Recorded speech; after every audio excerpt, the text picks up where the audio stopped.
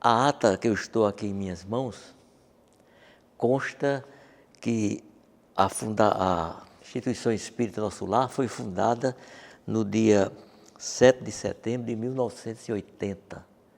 Aqui tem toda a história, quem participou da ata, quem votou, como Lael José de Souza foi eleito o primeiro presidente. E mostra, inclusive, que a ata, depois de aprovada, foi registrada em cartório, tudo legalizado, e a declaração da fundação do presidente da Federação Espírita, na época, Zé Raimundo de Lima. Primeiro eu tenho que dizer que eu, Osman e Lael José de Souza somos conterrâneos da cidade de Pombal. Vivemos a nossa infância todinha na Rua João Pessoa, em Pombal, como dois meninos peraltas, né? Depois de residir em Guarabira, onde nós aderimos em 78 a doutrina espírita, nós fundamos lá, ou construímos um prédio muito bom do Centro Espírita Allan Kardec em Guarabira. E Lael Josias frequentava então a vovozinha e estava na ideia de construir o Centro Espírita. Foi uma vez que eu vim a João Pessoa, na antiga rodoviária ali na Primavera, quando eu subi aquela ladeira, alguém me apresentou uma bolsinha azul para contribuição de alguma coisa. Quando eu olhei, casa da vovozinha, quando eu tirei o dinheiro para colocar, levantei a vista, era Laelso. Muito tempo que a gente não se via, foi aquele abraço e tudo. Eu me identifiquei como espírita, ele também. A gente conversou bastante e daí por diante a amizade e a fraternidade foi consolidada. Laelso me contou que na casa da vovozinha ele não fazia a campanha do quilo, que naquela época a campanha do quilo. Aí ele disse, eu não vou fazer não porque eu não sou enxerido, deixa Teixeira me procurar ou me chamar, que era o presidente da vovozinha, a União Espírita Cristã. Aí quando ele chamou Laelso começou a fazer a campanha do quilo, e ele chamava campanha do ponto. Ele ficava numa esquina com a sacolinha, pedindo donativo, dinheiro para a casa da vovozinha. E ele começou a frequentar, foi à escola de Laelso, porque antes da vovozinha ele me contava que teve uma obsessão muito forte. Não sabia se a lua, como ele falava, atirava a pedra nele ou se atirava na lua. E frequentou a igreja, não teve soluções problemas, procurou as casas evangélicas, não teve solução. Veio frequentar um centro muito antigo aqui em João Pessoa, mas aí era um centro pequeno, não tinha nenhuma atividade social, filantrópica, era só a pregação e somente isso 2 vezes por semana. Aí ele não encontrou guarida ou finalidade para aquilo que ele queria. Aí na casa da vovozinha, como ele começou a frequentar lá, aí ele realizou-se. Trabalhou demais, ajudou Teixeira. Até um dia ele disse, eu vou fazer um centro, eu vou fundar uma instituição espírita. Aí tinha esse terreno que era da prefeitura. Se eu não me engano, foi na gestão de Carneiro Arnaud que ele conseguiu a doação, aprovada pela Câmara Municipal, desse terreno. Aí ele se começou, fez uma casinha de palha para guardar o material que ele ia recebendo e começou a cavar os primeiros alicerces para a primeira, aqui o andar-terra, né, que só tinha esse andar-terra, não tinha o primeiro andar. Aí ele disse que quando estava cavando, ajudando os pedreiros, aí chegou a mulher e disse, meu senhor vai ser o que aqui? Ele disse, um centro espírita. Ela disse, vixe Maria, se benzeu. Aí ele disse, foi um incentivo tão grande para mim. Aí eu fiquei, fiz as primeiras alicerces, subi as primeiras paredes, fui atrás de recursos em todo canto, no exército, que me ajudou bastante com ferro e tudo. Aí começou a grande batalha dele para a construção dessa casa. Primeiro, só o andar-terra e uma sala. Aí depois teve a criação, né, do albergue, dos idosos, que eu não chamo idosos, eu chamo os seminovos. Aí vieram para cá e tudo. Aí foi ampliando naquele responsabilidade que ele tinha, vontade de trabalhar mesmo. Aí ele foi devagarzinho até chegar ao centro, a instituição espírita como ela é hoje. E lá tem uma mediunidade fabulosa. Mediunidade fabulosa. Nas reuniões que a gente fazia, ele viu uma preta velha que nos criou, heroína, lá na cidade de Pombal. Ele via ela chegando e me abraçando e tudo. Tem uma mediunidade de evidência fabulosa. Ele disse, Osmando, no começo eu sofri. Não entendia direito. Eu vi aqueles quadros, os espíritos chegando, se sentando. Ele disse, eu não vou dizer não, o pessoal disse que eu estou ficando doido. Não vou contar a ninguém não. Mas com o tempo ele foi se habituando, estudando, né? Sabendo o que é mediunidade, os tipos de mediunidade, lia também. Aí pronto, adaptou-se à mediunidade dele. Conheci uma pessoa de longe. Se estava fazendo alguma coisa boa, se estava trabalhando mesmo para a instituição. Então foi dessa maneira que ele construiu essa casa, com a equipe também que ajudou muito Laelso. Hoje em dia, a continuação de Laelso é Alain Henrique, né? Que está reformando, está pintando, está botando em dia, está criando mais. Laelso já deixou lá atrás a construção da lavanderia, recebeu de presente aquelas 2 máquinas grandes para lavar roupa. Aí ele disse, gostava de contar as histórias dos idosos e tudo, ria com as histórias. Dona Joaninha, ele achava graça só. Mas era uma pessoa que falava sério. Ele não alisava a cabeça de quem estava errado, não. Falava com militar mesmo. Como nós falamos, mão de ferro, era com isso que ele conseguia ganhar o prestígio da casa, o prestígio das pessoas que frequentavam. Além do mais, falava muito bem, Laelso, tem um conhecimento. Quando ele falava, parecia que estava 4 espíritos atrás dele, ajudando ele a falar. Mas era uma pessoa sensata, que, graças a Deus, cumpriu a missão dele. Está no plano espiritual, mas deve ter sido bem recebido por tudo que ele fez, não só pela nossa causa espírita, mas também por tanto que ele ajudou. Quantas casas, quando ele começou, viu uma casinha lá embaixo. Aí ele conversava com o pessoal da casa, conseguia tijolo, pedreiro, construir a casa do pessoal. Quantas e quantas famílias ele não ajudou? Então ele não ajudava só quem frequentava a instituição espírita do nosso lar. O amor de Laelso pela humanidade se estendia muito mais além. É por isso que ele conseguia muitas coisas. Aí ele dizia, Osmando, você não quer ser presidente daqui da casa, não? Eu digo, quero não, Laelso, que eu sou meio abestalhado. Eu não sei pedir, não. Quando eu vou pedir, baixa a cabeça e você nasceu para pedir. Você é um pidão, Laelso. Ele achava graça. E chega impondo, né? Uma vez ele chegou perto da minha filha, Leone. Aí disse, Leone, eu tive um sonho tão bom com você. Disse, o que foi, Laelso? Eu sonhei que você dava para a instituição um ventilador de presente. Aí minha filha comprou e trouxe o ventilador e deu. Ele tinha essas tiradas, sabia pedir, era pidão mesmo. Dentro dos que frequentavam, fora dos frequentadores, ia atrás de pessoas que tinham dinheiro.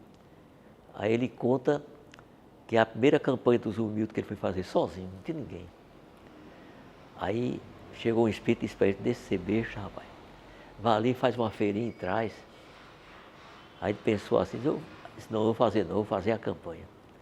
Aí ele conta que a primeira casa, que ele bateu mesmo, uma mulher, ele disse, vou bater por essa casa bem luxuosa ali no Miramar. Que ele, na concepção, lá dizendo, na concepção dele, quanto mais rica a casa, dava mais. Aí quando ele chegou, a mulher trouxe 3 bananas podres, assim, chega, estava preto e deu a ele. Aí eu peguei assim, agradeci. Osmando, se eu não fosse espírita, deu uma vontade tão grande de esfregar a banana na cara dele. Pai, eu era espírita, não ia fazer isso. Quando eu vinha frequentar aqui com a caravana de Guarabira, ele já era somente lá embaixo, uma salinha lá embaixo. Ele ia para Guarabira, frequentava Allan Kardec, que era também um prédio, uma casa pequena, conjugada. A minha amizade com o Laelso, como eu falei, vem de muito tempo. A gente conversava bastante, ia ali para a secretaria, ele desabafava os problemas que ele enfrentava. Ele sempre dizia, quem me dá mais trabalho são os médios. É por isso que são médios, né? É porque tem afinidade com espírito de toda qualidade, né? A gente conversava bastante e tudo. Aí um dia a gente conseguia material para cá, e Laelso na batalha de sempre. Aí um sobrinho meu, aí disse, irmão, eu terminei uma casa do Bessa, tem tanto material de construção, não quer para a instituição espírita, não? Aí eu falei com ele, ele arranjou um caminhão, fui buscar. Era material demais. Aí no caminho teve uma coisa engraçada. Eu disse ao motorista, diga a Laércio que ele queria me dar 5 bilhetes de tijolo, e eu disse que a instituição não estava precisando não. Aí esse homem vai dar certo? Eu digo, vai. Aí quando ele estava lá dentro, levei lá, puxando a mão assim, disse, você está ficando maluco, Osman? Aí depois ele viu que era brincadeira, achou graça também, mas a gente sempre participou. Quando nós chegamos aqui, o hospital estava em construção ainda. Não dizia. Aí ele dizia que o Espírito que ajudava ele, que dava intuições, orientações, disse, você vai construir um hospital aqui, tal finalidade, explicou. Ele disse, o que é dinheiro? Ele disse, aparece, rapaz, você está com medo? Aí ele batalhou e foi um grande batalhador da doutrina espírita, principalmente nessa instituição espírita Nosso Lar. Mas será que tudo foi um mar de rosa? Não. Lá no exército, os cabras diziam, os militares diziam, lá vem o macumbeiro. Aí elas tiravam de letra e tudo. Me lembro que tinha as irmãs Gomes, aí nós começamos a frequentar, ajudar Laércio, ser ajudado também. Você vê como Laércio era um bom filho. Não tem a história, o bom filho, Deus ajuda, né? Ele recebeu, já era cabo do exército, recebeu um atrasado enorme de dinheiro do que ele tinha direito em tempo de soldado, que nunca saía. Aí saiu, foi dinheiro tanto que ele namorava com um jipe verdinho lá em Caicó. Aí disse, eu vou comprar o jipe. Aí comprou o jipe, encheu de gênero alimentício, botou saco de arroz, saco não sei de quê. Aí veio bater aqui, veio bater em Pombal, na nossa terra natal. Aí chegou lá, descarregou na casa do pai dele, o pai dele chorou tanto de alegria. E esse jipe é seu? É, pai, mas foi comprado com suor, não foi roubado não. Aí só sei que a casa que ele morava pertencia a um tio de Laércio, João Josias e Afonso. Pertencia a ele. Aí Laércio foi lá e disse, faz tanto tempo que meu pai mora na sua casa, mora numa casa que é sua, paga aluguel e tudo, me venda a casa. Aí o tio dele foi, vendeu a casa, Laércio foi ao cartório, registrou, lavrou a escritura, chegou em casa e entregou o pai dele, a casa sendo dele. Foi um chororô só. Você vê que o bom filho que Laércio era, mas sempre daquele jeito militar dele, mas sempre de mão de ferro, dirigindo a casa, não deixando os problemas abafar os trabalhos da casa, mas trabalhou com muito afinco. E eu e Laércio, nós fizemos uma amizade muito grande. Era o guardador de segredo de Laércio. Quando ele contava as histórias dele e tudo, e o nome dele ficou registrado aqui, na Instituição Espírita Nosso Lar, através do seu trabalho, não só material, mas seu trabalho espiritual, na fundação do hospital, né, que serve a muita gente, nas reuniões de evangelho, nas reuniões mediúnicas e assim por diante. Batalhou muito e criou muito tipo de trabalho.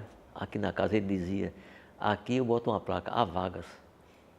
Aí chegou uma mulher uma vez na campanha dos humildes, que era, no tempo de Laércio era a campanha do quilo, a campanha dos humildes.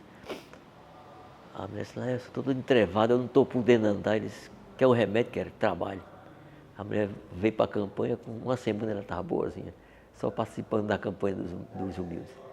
Então Laércio tinha essas tiradas, tinha essas orientações que a gente admirava, respeitava muito.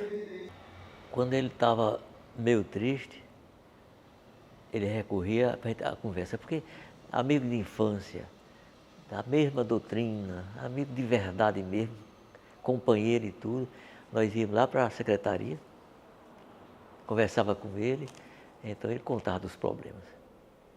Digo, não, Laércio, vamos fazer o seguinte, vamos fazer uma prece nós dois, isso você vai tirar de letra, você é uma pessoa espiritualizada, tem aquele jeitão militar, como eu falei, mas é a maneira de dirigir. Porque se ele fosse muito maleável também, talvez a instituição não tivesse ido para frente. Tinha que organizar, ele tinha responsabilidade com a cozinha, responsabilidade com o albergue, né, dos idosos, tinha responsabilidade com a casa toda, limpeza, ele sempre fiscalizava, banheiro por banheiro, sala por sala. olhava se as enfermeiras estavam cuidando bem dos idosos e tudo. E ele gostava sempre de conversar, fazia uma festinha de vez em quando para os idosos. E a instituição prosseguia assim, num ritmo firme, dentro do Evangelho de Jesus e do trabalho, que é também muito importante. Laércio tem histórias engraçadas dele. Quando nós éramos crianças na Rua João Pessoa, lá em Pombal, tinha uma família vizinha à casa dele chamada a família apelidada das Cutias, porque tinha um rosto muito afilado assim, parecia uma cutia. Aí Laércio aperreava muito Dona Detinha, que era a chefe da casa e tudo. Pegava o carro de mão dela, escondia dentro do mato, era uma confusão medonha. Tirava o juízo de Dona Detinha. Aí ele me contava uma coisa que eu tenho mal, que eu não fiz as pazes com Dona Detinha. Aperrei tanto. O pé de algaroba, que foi plantada pela prefeitura, Laércio, junto com o muro de João Martins, que era o que vendia revista, de madrugada eles arrancavam e cortavam a raiz e plantavam de novo. Aí ela dizia, todos os pés aqui crescem, somente o meu que não cresce.